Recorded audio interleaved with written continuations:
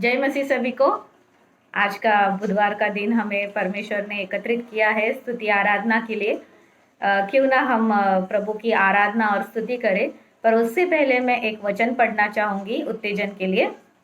यहोवा की स्तुति करो, यहोवा के नाम की स्तुति करो, ये यहोवा के सेवकों तुम स्तुति करो, तुम जो यहोवा के भवन में अर्थात हमारे परमेश्वर के भवन में आंगनों में खड़े रहते हो, यहोवा की स्तुति करो क्योंकि यहोवा भला है। उसके नाम का भजन गाओ क्योंकि यह मनोहर है।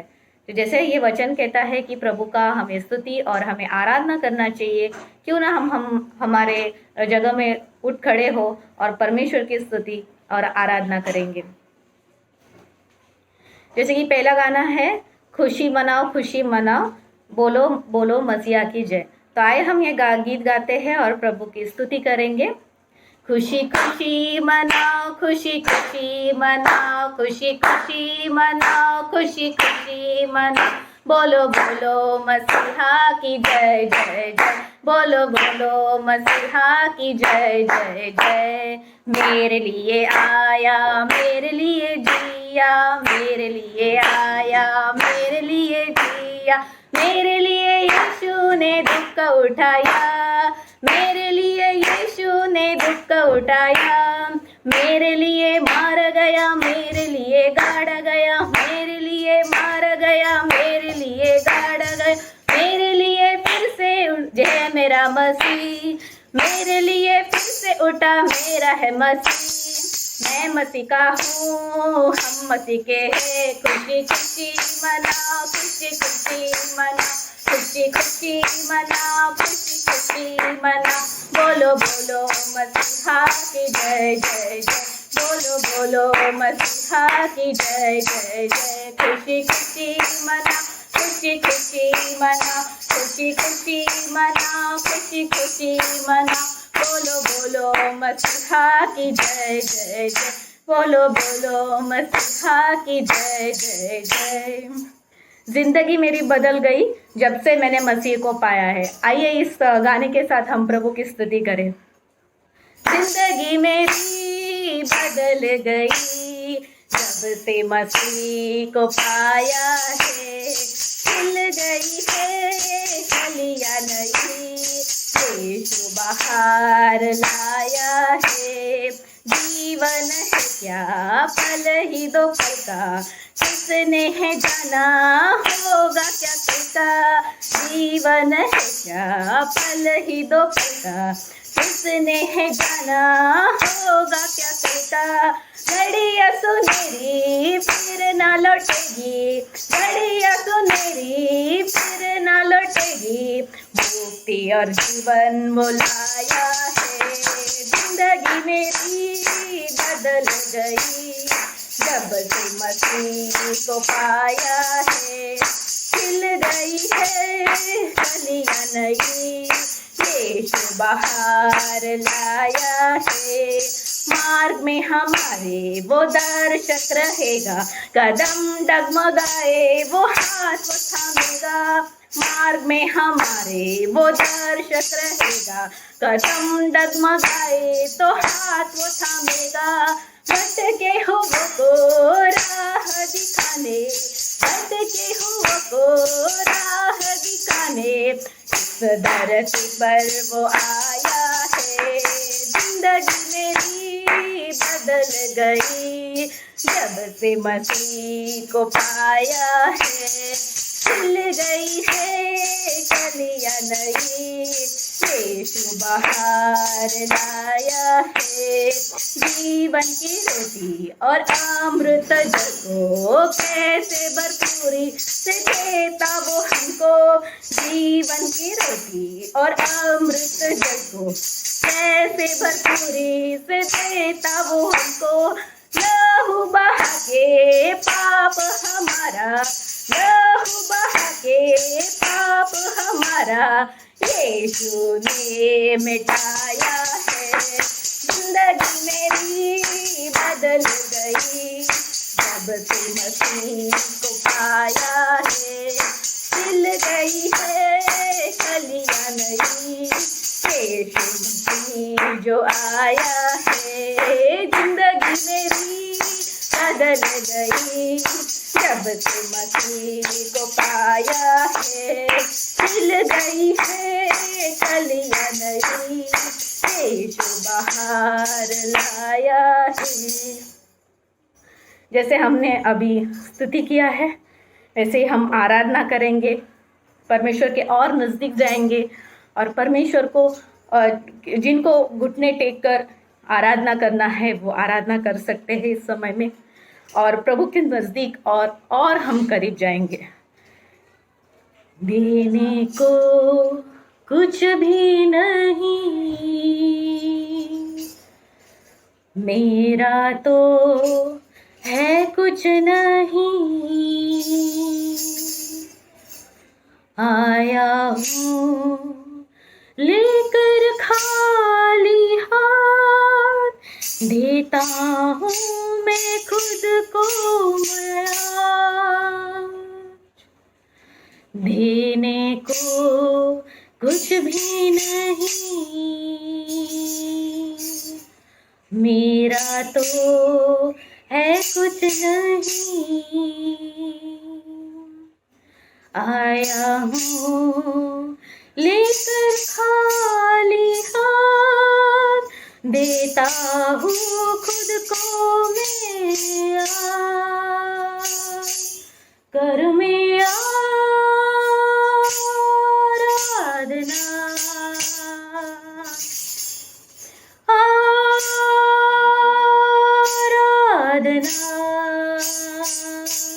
कर में आराधना,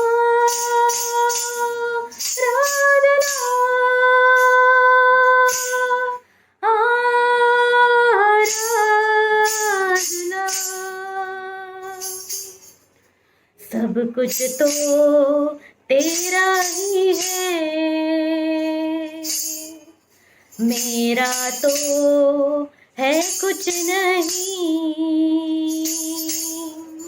जो कुछ है सब है तेरा ही दान, करता हूँ मैं खुद को कुर्बान, कर में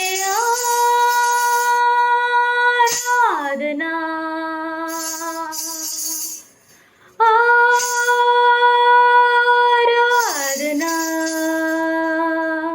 कर में आराधना,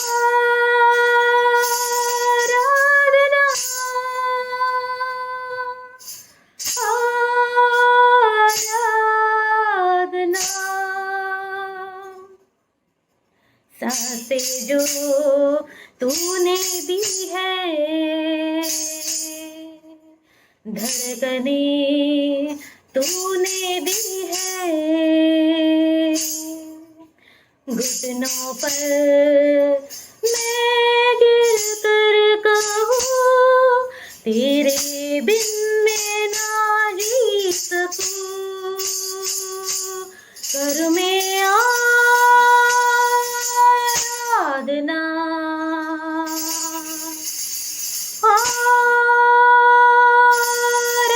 आराधना,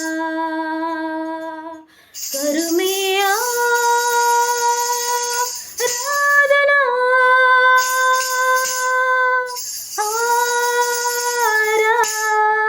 आराधना,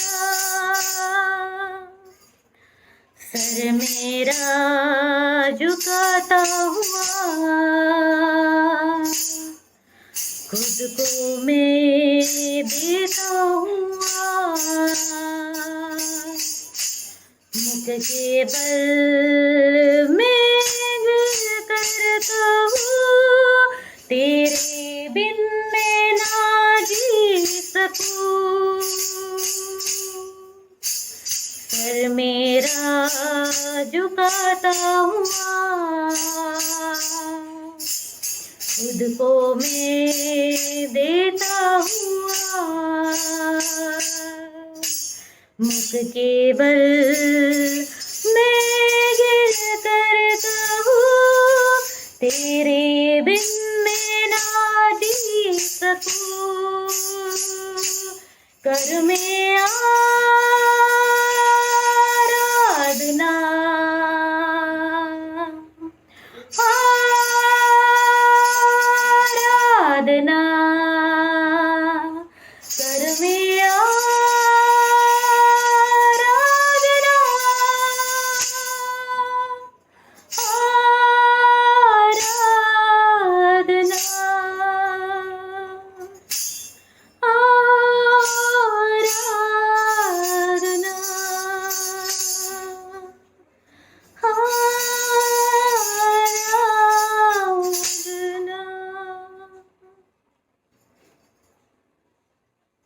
प्रभु परमेश्वर, हम तेरी आराधना करते हैं प्रभु परमेश्वर। आपने हमें उसके लिए ही चुना है प्रभु, क्योंकि प्रभु परमेश्वर हम आपकी स्तुति, हम आराधना कर सके प्रभु परमेश्वर। हम उसके काबिल नहीं थे प्रभु परमेश्वर, फिर भी प्रभु आपने प्रभु परमेश्वर हमें उठाया है प्रभु परमेश्वर, हमें आपने जिलाया है प्रभु परमेश्वर आपके लहू के दाम से प्रभु परमेश्वर, क्योंकि प्रभु हम आपकी स्तुति, आपकी आराधना कर सके प्रभु परमेश्वर, आपके उपकारों को प्रभु हम स्मरण कर सके प्रभु परमेश्वर। यस प्रभु परमेश्वर, आपने आज प्रभु हमें दिन दिया है प्रभु, ताकि प्रभु हम एकत्रित होकर प्रभु आपकी स्तुति और आराधना कर सके प्रभु परमेश्वर। यस प्रभु, आपने प्रभु हमें प्रभु अभी तक चलाया है प्रभु परमेश्वर, आगे चलाने वाले परमेश्वर आप है प्रभु। प्रभु पास्टर जी जो भी प्रभु वचन हमें देंगे प्रभु परमेश्वर, उस वचन से प्रभु आप बातें करें प्रभु। वो वचन प्रभु परमेश्वर सुनकर प्रभु, अनसुना नहीं, पर वो वचन सुनकर प्रभु हमारे हृदय में कार्य होने के लिए प्रभु हमें मदद कर प्रभु। पवित्र आत्मा, हम आपसे प्रार्थना करते, हम आपसे विनती करते हैं कि हमारे जीवन में वो वचन कार्य करे और दृढ़ता से कार्य करे प्रभु परमेश्वर। यही प्रभु छोटी सी विनती प्रार्थना आपके यीशु मसीह के नाम से मांगती हूँ, आमीन आमीन।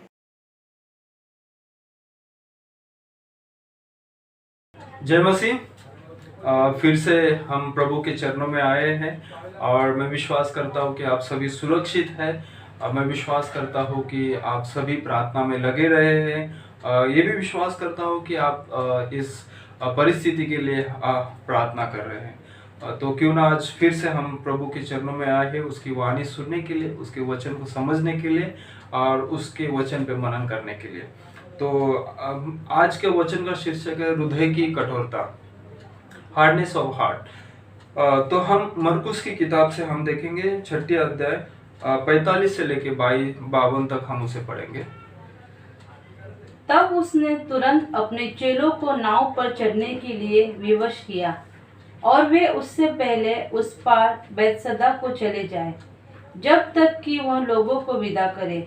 उन्हें विदा करके वह पहाड़ पर प्रार्थना करने को गया। जब सांझ हुई तो नाव झील के बीच में थी और वह अकेला भूमि पर था। जब उसने देखा कि वे खेते खेते घबरा गए हैं, क्योंकि हवा उनके विरुद्ध थी, तो रात के चौथे पहर के निकट वह झील पर चलते हुए उनके पास आया और उनसे आगे निकल जाना चाहता था, परंतु उन्होंने उसे झील पर चलते देखकर समझा कि वो भूत है और चिल्ला उठे, क्योंकि सब उसे देखकर घबरा गए थे। पर उसने तुरंत उनसे बातें की और कहा, ढाढ़स बांधो, मैं हूँ, डरो मत। तब वह उनके पास नाव पर आया और हवा थम गई और वे बहुत ही आश्चर्य करने लगे। वे उन रोटियों के विषय में न समझे थे, क्योंकि उनके मन कठोर हो गए थे। आइए हम अपने सर को झुकाए, हम प्रार्थना करेंगे। प्रभु यीशु, हम धन्यवाद देते हैं इस समय के लिए। फिर से हम आपके चरणों में आए हैं आपकी वाणी सुनने के लिए। प्रभु, हम प्रार्थना करते हैं इस वचन के द्वारा आप हमसे बातें करें प्रभु, हमारे आत्मिक कानों को खोले ताकि तेरे वचन को समझ सके, हमारे हृदय को आप तैयार करें और प्रभु हमें मदद करे तेरे वचन को स्वीकार करने के लिए। यीशु के नाम से मैं प्रार्थना करता हूँ, आमीन। जैसे हमने मरकुस का 6 अध्याय 45 से लेके 52 तक इस वचन को हम लोग पढ़ा। इस घटना को हम देखते हैं कि सुसमाचार की किताब 2 किताब में इसे लिखा गया है। एक मरकुस ने लिखा है, दूसरी यूहन्ना ने लिखा है। हम देखते हैं कि इस दोनों किताब में इस घटना को लिखा गया है, लेकिन आज हम देखेंगे मरकुस की किताब से, क्योंकि वहां पर 52 वचन में एक महत्वपूर्ण बात लिखी गई है जो यूहन्ना ने नहीं लिखी है। तो आज उसके ऊपर हम मनन करेंगे। तो आप सभी को पता है, इस घटना को हमने कई बार पढ़ा है, कई बार सीखा है, कई बार सुना है, लेकिन आज हम देखेंगे कि परमेश्वर आज हमसे क्या बातें करना चाहता है। इस घटना से पहले प्रभु यीशु ने एक महान चमत्कार, एक बड़ा चमत्कार किया था। जैसे देखते हैं इस अध्याय को, 6 अध्याय जो हम 45 से आगे पढ़ रहे हैं, लेकिन उसकी पहले हम देखते हैं कि प्रभु यीशु ने एक बड़ा चमत्कार किया था। जैसे 5 रोटी और 2 मछली के जरिए 5000 से अधिक लोगों को खाना खिलाया था।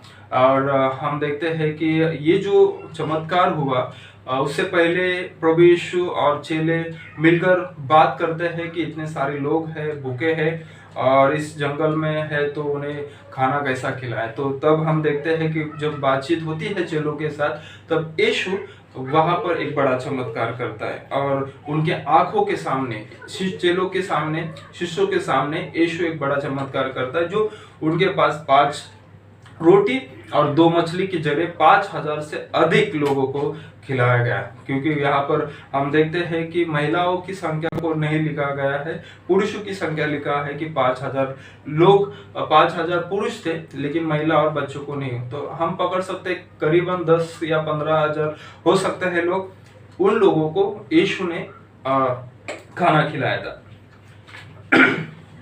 इसके बाद जब ये घटना हुई और खाना उनको खिला गया, तो उसके बाद हम देखते हैं कि यीशु उनको नाव पर छोड़ आता है और उन्हें कहता है कि उस पार आप जाओ।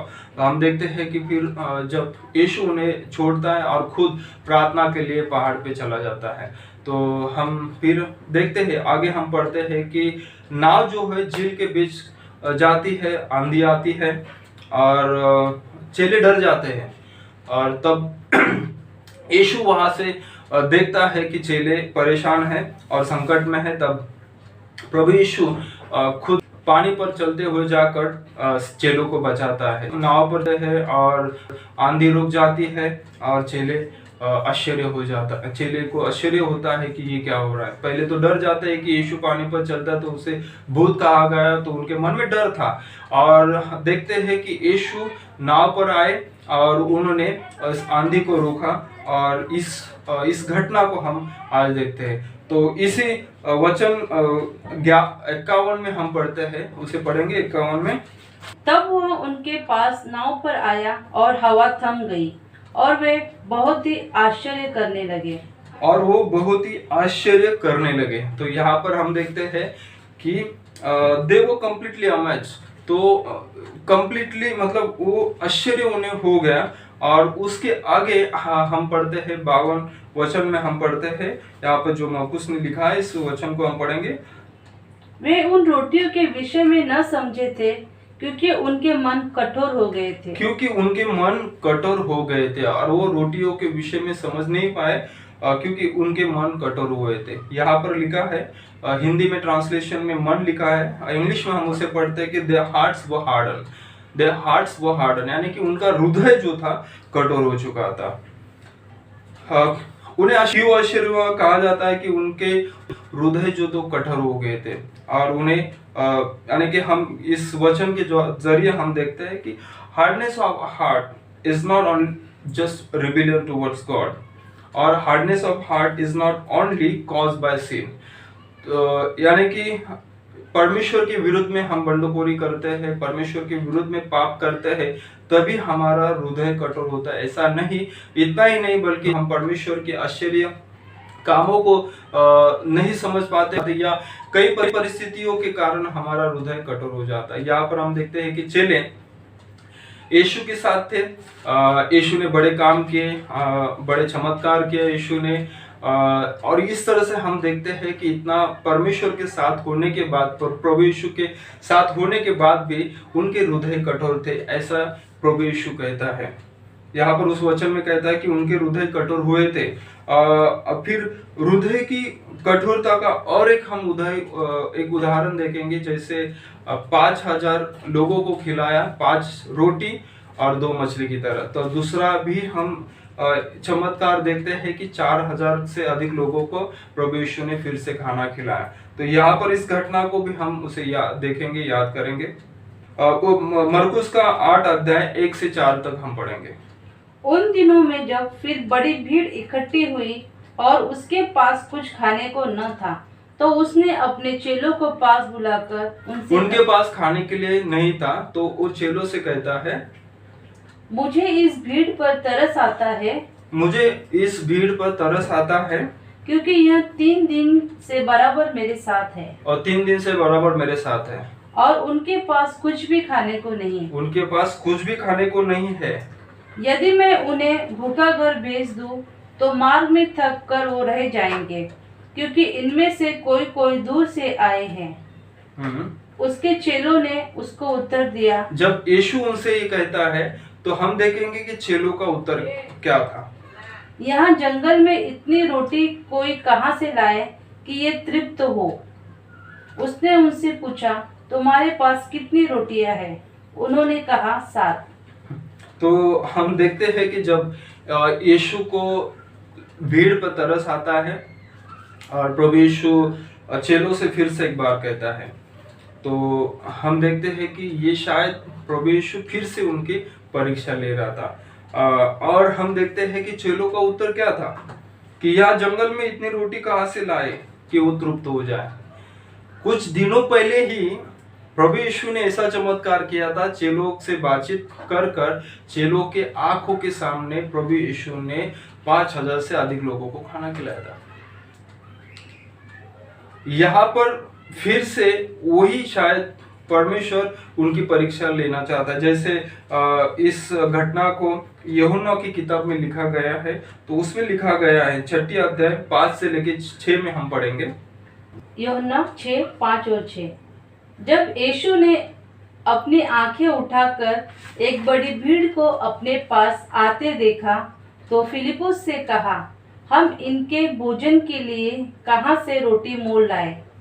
उसने यह बात उसे परखने के लिए कही, क्योंकि वह आप जानता था कि वह क्या करेगा। यहाँ पर हम देखते हैं कि यीशु जो प्रभु यीशु फिलिपुस को पूछता है उसको परखने के लिए। यीशु को पता था कि वो क्या करने वाला है, लेकिन यहाँ पर हम देखते हैं कि फिलिपुस को परखने के लिए उसने ये बात कही। उसी तरह हम देखते हैं कि दूसरे जब 4000 से अधिक लोगों को खाना खिलाया, उस समय भी यीशु उनसे कहता है, तो जंगल में इतनी रोटी कहाँ से लाए जो उसे तृप्त किया जाए। तो यहाँ पर हम देखते हैं कि शायद परमेश्वर यहाँ पर भी उनकी परीक्षा देखने की कोशिश करता है, लेकिन यहाँ पर जो फिलिपुस कहना चाहिए था कि प्रभु हमें पता है क्या करना है, क्योंकि कुछ दिनों पहले तूने किया था, अब मुझे पता है, हमें पता है कि हमें क्या करना है।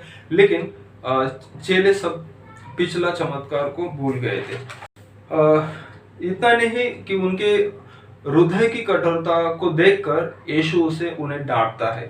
जैसे जब वो नाव से जा रहे थे, उनके पास एक रोटी थे और वो आपस में बात करते थे, तब यीशु को गुस्सा आता है और यीशु उन पर चिल्लाते हैं और उनसे कहता है कि क्या तुम्हारा मन कठोर हो चुका है।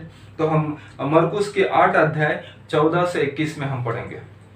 चेले रोटी लेना भूल गए थे और नाव में उनके पास एक ही रोटी थी। उसने उन्हें चिताया, देखो, फरीसियों के खमीर और हेरोदेस के खमीर से चौकस रहो। वे आपस में विचार कर कर कहने लगे, हमारे पास रोटी नहीं है। यह जानकर यीशु ने उनसे कहा, तुम क्यों आपस में यह विचार कर रहे हो कि हमारे पास रोटी नहीं? क्या अब तक नहीं जानते और नहीं समझते? क्या तुम्हारा मन कठोर हो गया है? क्या आंखें रहते हुए भी तुम नहीं देखते और कान रहते हुए भी नहीं सुनते? और क्या तुम्हें स्मरण नहीं कि जब मैंने 5000 के लिए रोटियों को तोड़ी थी, तो तुमने टुकड़ों की कितनी रोटियां भरकर उठाई? उन्होंने उससे कहा, 12 टोकरियां। और जब 4000 के लिए 7 रोटियां थी, तो तुमने टुकड़ों के कितने टोकरे भरकर उठाए थे? उन्होंने उससे कहा, 7 टोकरे। उसने उनसे कहा, क्या तुम अब तक नहीं समझते? यहाँ पर हम देखते हैं कि प्रभु यीशु चेलों को 2 चमत्कारों को याद दिलाता है। क्या आप आंखें होकर देख नहीं सकते, कान होकर सुन नहीं सकते? क्या आपका मन कठोर हो चुका है? यीशु के साथ चेले थे, चेलों ने बड़े चमत्कार को देखा था।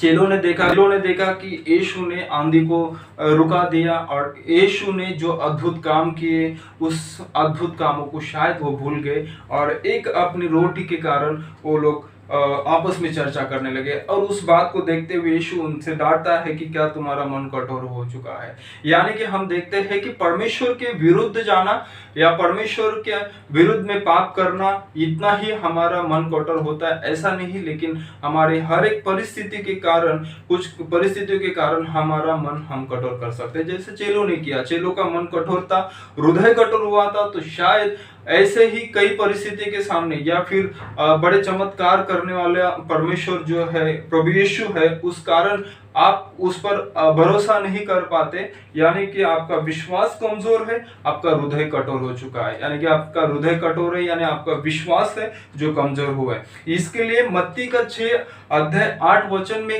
यीशु कहता है, अल्प विश्वासियों, यू ऑफ लिटिल फेथ। यहाँ पर भी परमेश्वर इस घटना को लिखा है और यीशु कहता है कि अल्प विश्वासी हो। तो ये शब्द जो है शायद हमें प्रभु यीशु नहीं बोलना चाहिए, क्योंकि हमें पता है कि अब ये परिस्थिति में हमें कैसा रहना है, हमारे विश्वास को हमें मजबूत करना है, हमारे हृदय को कठोर नहीं होने देना चाहिए। जैसे कि हम देखते हैं कि इजराइल लोग इजिप्ट देश से जब बाहर निकलते हैं तो वहां पर देखते हैं कि इजराइल लोगों के सामने यहोवा परमेश्वर उसने अद्भुत चमत्कार किए थे, बड़े बड़े चमत्कार किए थे। हम देखते हैं कि जैसे कई विपत्तियां को अद्भुत रीति से परमेश्वर ने भेजी थी। लाल समुद्र पार किया परमेश्वर की दया से। दिन में मेघ के खंबे, रात में आग के खंबे, इस तरह से परमेश्वर यहोवा ने उनके जीवन में अद्भुत काम किए थे। उनके सामने, आंखों के सामने, इजराइल लोगों के सामने ऐसे अद्भुत काम किए थे। परमेश्वर ने गुलामी से उन्हें निकाला, बड़े चमत्कार किए, लेकिन करीबन 1.5 महीने के बाद उनकी हृदय की कठोरता को हम देखते हैं। इतने बड़े काम होने के बाद फिर भी इजराइल लोग परमेश्वर के विरुद्ध, मूसा के विरुद्ध बकबक करने लगे। तो निर्गमन 16:2 और 3 में हम उसे पढ़ेंगे।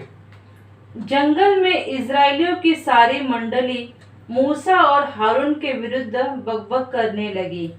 इजराइली उनसे कहने लगे, जब हम मिस्र देश में मांस की हांडियों के पास बैठकर मनमाना भोजन करते थे, तब यदि हम यहोवा के हाथ से मार डाले भी जाते तो उत्तम वही था। पर तुम हमको इस जंगल में इसलिए निकाल ले आए हो कि इस सारे समाज को भूखों मार डालो। तो यहोवा परमेश्वर इजराइल लोगों के सामने इतने बड़े कार्य करने के बाद इजराइल लोगों का हृदय फिर भी कठोर था। यहाँ पर हम देखते हैं कि मूसा के विरुद्ध उन्होंने बकबक की। इतना ही नहीं कि परमेश्वर के ऊपर उन्होंने दोष लगाया कि इजिप्ट देश में हम अच्छा खाना खा रहे थे, लेकिन उस यहोवा परमेश्वर ने इस जंगल में लेके आया ताकि हम भूखे मर जाए। इतना परमेश्वर के अद्भुत कामों को देखते हुए भी उनका मन और उनका हृदय कठोर हो चुका था। हृदय की कठोरता सिर्फ यह नहीं कि हम सत्य नहीं जानते, हम सत्य जानते हुए भी उसको कार्यगत में नहीं लाते। हृदय की कठोरता, इसे हम कह सकते हैं कि हमारा हृदय कठोर हो जाता है जब हम सत्य जानते हैं। हम जानते हैं कि परमेश्वर है, हम जानते हैं कि यीशु परमेश्वर का पुत्र है, हम जानते हैं कि यीशु ने हमारे लिए जान दी, लेकिन फिर भी हमारा हृदय कठोर हो सकता है, क्योंकि उस सत्य को या हमारे विश्वास को हम जब कार्यगत में नहीं लाते। हृदय कठोर होने का कारण हो सकता है कि हमारा वचन पर ध्यान नहीं होना। अगर हमें पता है कि लॉकडाउन में हम साथ में मिल नहीं पाते, 6 महीना हो चुका, 6-7 महीना हो रहा है। इस लॉकडाउन की वजह से, इस बीमारी की वजह से हम सभी लोग साथ में आकर परमेश्वर की महिमा नहीं कर पा रहे। क्या इस 6 और 7 महीने में कितने लोग जो है परमेश्वर के सामने आकर बैठते हैं वचन सुनने के लिए, रविवार और बुधवार का जो ऑनलाइन सेवा होता है, कितने लोग उत्सुकता से आकर परमेश्वर का वचन सुनने के लिए बैठते हैं, या कितने लोगों ने सुना ही नहीं होगा कि वचन क्या होता है। जब भी समय मिला अपना सोकर लेट कर उसे वचन को सुनते होंगे। यानी कि परमेश्वर को हम जानते हैं, सत्य जानते हैं, लेकिन उसे हम कार्यगत में नहीं ला रहे। यानी कि हमें परमेश्वर का वचन सुनना है, परमेश्वर के वचनों पर चलना है, परमेश्वर के वचनों के ऊपर ध्यान देना है। जैसे नीति वचन 4 अध्याय 20 और 22 में हम 20 से लेके 22 से हम पढ़ते हैं। हे मेरे पुत्र, मेरे वचन ध्यान करके सुन, मेरे वचन ध्यान करके सुन, और अपना कान मेरी बातों पर लगा। यहाँ पर स्पष्ट रीति से कहा है कि अपना कान मेरी ओर लगा, अपना कान मेरी ओर लगा। इनको अपनी आंखों की ओट न होने दे, वरन अपने मन में धारण कर, क्योंकि जिनको वे प्राप्त होती है वे उनके जीवित रहने का और उनके सारे शरीर के चंगे रहने का कारण होती है। अब फिर से आखिरी लाइन पढ़ना उसे। क्योंकि जिनको वे प्राप्त होती है, वचन जिनको वे प्राप्त हो जाते हैं, वे उनके जीवित रहने का और उनके जीवित रहने का और उनके सारे शरीर के चंगे रहने का और उसके सारे शरीर का चंगे रहने का कारण होता है। तो परमेश्वर के वचन में सामर्थ है। यहाँ पर कहा है कि अगर आप वचन को अपने जीवन में लाते हो तो आप हमारे शरीर का चंगे होने का कारण हो सकता है। हम प्रभु में होने के बाद भी कई बार हम बीमारी से पीड़ित होते हैं, या फिर हम परमेश्वर के वचनों को हम ध्यान नहीं देते। परमेश्वर का वचन कहता है कि pay attention to what I say, listen closely to my words, listen closely to my words. परमेश्वर को हम जानते हैं, सत्य हम जानते हैं, लेकिन क्या परमेश्वर के वचनों के ऊपर ध्यान हम देते हैं? क्या हम परमेश्वर की बातों को हम सुनना चाहते हैं? तो हमारे पास तो हम कह सकते हैं कि हमारा हृदय शायद कठोर हो चुका है। परमेश्वर हमसे प्यार करता है, हम परमेश्वर पे विश्वास करते हैं, लेकिन विश्वास को हम कार्यगत में क्या हम लाते हैं? क्या हम उस चेलों की तरह हम भूल जाते हैं जो हमारे जीवन में प्रभु ने काम किए हैं? क्या सीखते हैं इस वचन के द्वारा? आज हम क्या सीखते हैं? जैसे हम देखा कि यीशु उनसे कहता है कि क्या तुम्हारा हृदय कठोर हो चुका है? क्या तुम नहीं जानते? आंखें होते हुए भी आप देख नहीं पाते, कान होते हुए आप सुन नहीं पाते। और प्रभु यीशु ने 2 चमत्कार, 2 घटनाओं को उनके सामने स्मरण करके दिया कि क्या मैंने किया और आपको नहीं समझ पाया। तो शायद हो सकता है कि हम कई परिस्थिति के कारण, ये इस लॉकडाउन की परिस्थिति के कारण, या हमारी बीमारी के कारण, या और कई कारणों की वजह से हमारा हृदय कठोर हो। तो शायद हृदय कठोर होना के और बहुत सारे चिन्ह हो सकते हैं, लेकिन सबसे बड़ा चिन्ह ये होगा कि हम प्रभु का वचन नहीं पढ़ते होंगे, प्रभु से प्रार्थना नहीं करते होंगे, प्रभु के वचनों के ओर ध्यान नहीं लगाते होंगे, उसके ओर कान नहीं लगाते होंगे, या फिर हम उसके वचनों को सुनते नहीं होंगे। तो इस कारण हमारा हृदय कठोर होने की संभावना है। परमेश्वर के सच्चाई को जानते हुए भी परमेश्वर के आशीष को हम प्राप्त शायद नहीं कर पाएंगे अगर हमारा हृदय अगर कठोर होता है। हम विश्वास करते हैं यीशु उद्धार करता है, वो प्रभु है, हम सत्य जानते हैं, फिर भी हो सकता है चेलों की तरह हमारा भी हृदय कठोर हो चुका हो इस परिस्थिति में, या फिर और कई परिस्थिति के कारण हमारा हृदय शायद कठोर हो चुका है। इसके लिए हम परमेश्वर से बातें कर नहीं पा रहे, परमेश्वर के बातों को सुन नहीं पाते होंगे। हो सकता है शिष्यों की तरह हम भी प्रभु यीशु ने किए हुए कार्यों को भूल गए होंगे। जब प्रभु हमसे हमारे जीवन में अद्भुत काम करता है, हमारी प्रार्थनाओं को सुनता है, तब हम प्रभु पे विश्वास करते हैं। लेकिन जब छोटी सी समस्या हमारे जीवन में आती है, कुछ छोटा सा संकट हमारे जीवन में आता है, तो हम परमेश्वर पे भरोसा करना छोड़ देते हैं, या फिर हमारा विश्वास जो है कमजोर हो जाता है। मन में शंका होगी, क्या हमारे जीवन में अद्भुत काम प्रभु कर सकता है? शायद हमारे मन में शंका हो सकती है। जैसे शिष्यों को आश्चर्य हो गया कि यीशु पानी पर चलकर आए और आंधी को रुकाया। प्रभु ने कई अद्भुत काम किए थे, तो उन्हें आश्चर्य होने का जरूरत ही नहीं था, क्योंकि वो प्रभु यीशु ने वैसे काम किए थे। तो शायद हमारे मन में शंका हो सकती है कि ये परिस्थिति से क्या परमेश्वर हमें बाहर निकालेगा। क्या हमारे मन में शंका हो सकती है, क्या आश्चर्य कम हमारे जीवन में प्रभु करेगा क्या? हो सकता है कोरोना वायरस लॉकडाउन में आए हुए संकट के कारण हमारा मन कठोर हो चुका हो और हमें पता ही ना हो कि हमारा हृदय कठोर हो चुका है। जब हम बीमार पड़ते हैं, शरीर कमजोर हो जाता है, तो डॉक्टर हमें हमेशा सलाह देता है कि आपको अच्छा भोजन करने की जरूरत है या फिर आपको एक्सरसाइज, व्यायाम, कसरत करने की जरूरत है, ताकि तब जाके आप फिट हो सकते हो। आपकी बीमारी, आपका शरीर जो कमजोर है वो कमजोरी निकल जाए। उसके लिए उसको डॉक्टर हमें सलाह देता है कि आपको अच्छी भोजन करने की जरूरत है और आपको एक्सरसाइज करने की जरूरत है।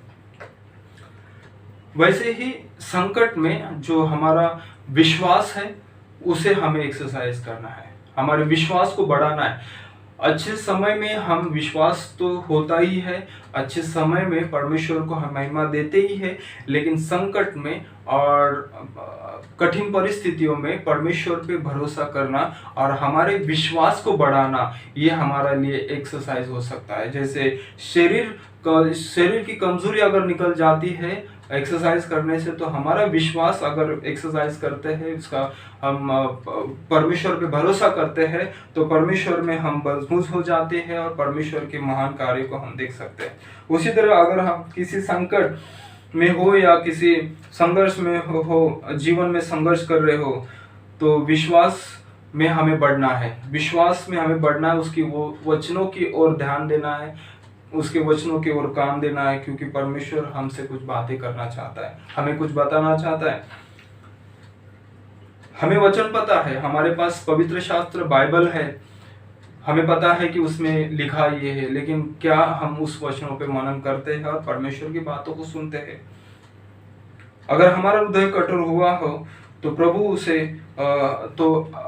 अगर हमें लगता है कि परमेश्वर, हमारा हृदय कठोर हो चुका है, तो मैं आपको उत्तेजना देता हूँ, आज अभी इसी वक्त आप कबूल करें परमेश्वर के सामने कि प्रभु मुझे कि मैं ही नहीं जानता था, लेकिन मेरा हृदय कठोर हो चुका है। मैं बाइबल नहीं पढ़ पा रहा हूँ, मैं प्रार्थना नहीं कर पा रहा हूँ, क्योंकि जीवन में परिस्थिति कठिन है, क्योंकि जीवन में संकट है। लेकिन मैं आपसे कहता हूँ कि परमेश्वर वो न्यायी और धर्मी है, वो आपसे प्यार करता है, हमसे प्यार करता है, और प्रभु यीशु को पता है कि वो हमारे जीवन में क्या करने वाला है। शायद परखने के लिए हमारा विश्वास को देख रहा है। इस परिस्थिति में हमारा विश्वास हमें मजबूत रखना है, मजबूत होना है। मैं ये कहूंगा कि जब हम साथ में मिलकर परमेश्वर की आराधना करने के लिए आएंगे, तो परमेश्वर की महिमा को हम देख पाएंगे सब साथ में मिलकर। लेकिन हमारा विश्वास तब तक बढ़ा हुआ होना चाहिए, क्योंकि वो हमसे प्यार करता है, वो हमसे प्यार करता है, और हमें परमेश्वर पे भरोसा करना है, हमारे हृदय कठोर को तोड़ देना है, परमेश्वर से माफी मांगना कि परमेश्वर तू मुझे क्षमा कर, और तेरे वचनों में मैं बढ़ना चाहता हूँ, तेरी महिमा करना चाहता हूँ। इस कठिन परिस्थिति में जैसे यीशु ने उनको परखने के लिए कहा कि आप रोटी का बंदोबस्त करें, लेकिन वचन कहता है कि उनको परखने के लिए बात की, लेकिन प्रभु यीशु जानता था कि वो अद्भुत काम करने वाला है। प्रभु यीशु को पता है कि हमारे जीवन में कुछ अद्भुत काम करने वाला है। विश्वास से उसे प्राप्त करें, विश्वास से परमेश्वर से मांगे कि परमेश्वर तू मेरे जीवन में अद्भुत काम करने वाला है। तो परमेश्वर आपसे प्यार करता है, हमसे प्यार करता है, और वो हमारे जीवन में अद्भुत काम करना चाहता है। लेकिन हमारे कठिन हृदय को हमें परखना जरूरी है। क्या हम परमेश्वर के पास अपना टूटा हुआ हृदय लेकर परमेश्वर के पास जाते हैं, या अपने कठोर हृदय को लेकर हम परमेश्वर से दूर रहते हैं? तो क्यों ना हम आंखों को बंद करें, हम प्रार्थना करेंगे। प्रभु यीशु, हम धन्यवाद देते हैं इस वचन के लिए। जैसे प्रभु तूने कहा कि क्या आपके मन कठोर हो चुके हैं आपके शिष्यों के लिए, जो आपको जानते थे, आपके साथ थे, बड़े अद्भुत कार्य को देखा। प्रभु आपने कहा कि क्या आपका मन कठोर हो चुका है? प्रभु हमें नहीं पता कि किस परिस्थिति के कारण शायद हमारा भी मन कठोर हो चुका हो। कई बार अनजानों में परमेश्वर आपसे हम दूर प्रभु हम आपसे दूर हो जाते हैं, हृदय कठोर हो चुका हो। हम प्रार्थना करते हैं प्रभु, हम टूटे हुए हृदय के साथ आपके चरणों में आते हैं। प्रभु हम सभी को क्षमा करें। अगर प्रभु हम आपसे दूर हैं, आपसे आपके वचनों की ओर हम ध्यान नहीं दे पा रहे हैं प्रभु, शायद हमारा हृदय कठोर हो चुका है। हम प्रार्थना करते हैं हमारे प्रभु आपके वचनों के द्वारा प्रभु हमारे हृदय को आप तोड़ दे प्रभु, इस कठोरता को तोड़ दे प्रभु हम उस इजराइल लोगों की तरह हम नहीं बनना चाहते प्रभु, जो परमेश्वर आपके विरुद्ध और मूसा के विरुद्ध उन्होंने बकबक किया और आपके किए हुए वादे पर उन्होंने विश्वास नहीं किया परमेश्वर। और प्रभु आखिरी में परमेश्वर उनकी उस पाप के कारण प्रभु वो वादा किया हुआ देश में नहीं पहुंच पाए। लेकिन परमेश्वर आपने हमसे जो वादा किया है उस वादे हुए देश में पहुंचने के लिए हमें मदद कर, हमारे विश्वास को और बढ़ा प्रभु। हम प्रार्थना करते हैं इस संकट में, इस समय में, इस परिस्थिति में सदैव प्रभु हम तेरी महिमा करते रहेंगे प्रभु, तेरे नाम को ऊंचा उठाते, क्योंकि तू जीवित और सच्चा परमेश्वर है। और हम विश्वास करते हैं कि हमारे जीवन में आने वाले दिनों में परमेश्वर आप अद्भुत काम करने वाले हैं प्रभु। हम विश्वास करते हैं प्रभु आप हमें भूखा नहीं छोड़ेंगे प्रभु आप हमें अनाथ नहीं छोड़ेंगे। और हम प्रार्थना करते हैं परमेश्वर आप हमें संभाले प्रभु, हमें क्षमा करें। आपने हमें चुना है प्रभु आपके राज के लिए प्रभु, आप ले प्रभु हमें इस्तेमाल करें और आपके वचनों में बढ़ने के लिए आप मदद करें प्रभु। इस सेनाधीश परमेश्वर आपका प्रिय पुत्र यीशु मसीह के नाम से मैं प्रार्थना करता हूँ, सुन और कबूल करो, आमीन। प्रभु आपको आशीषित करे।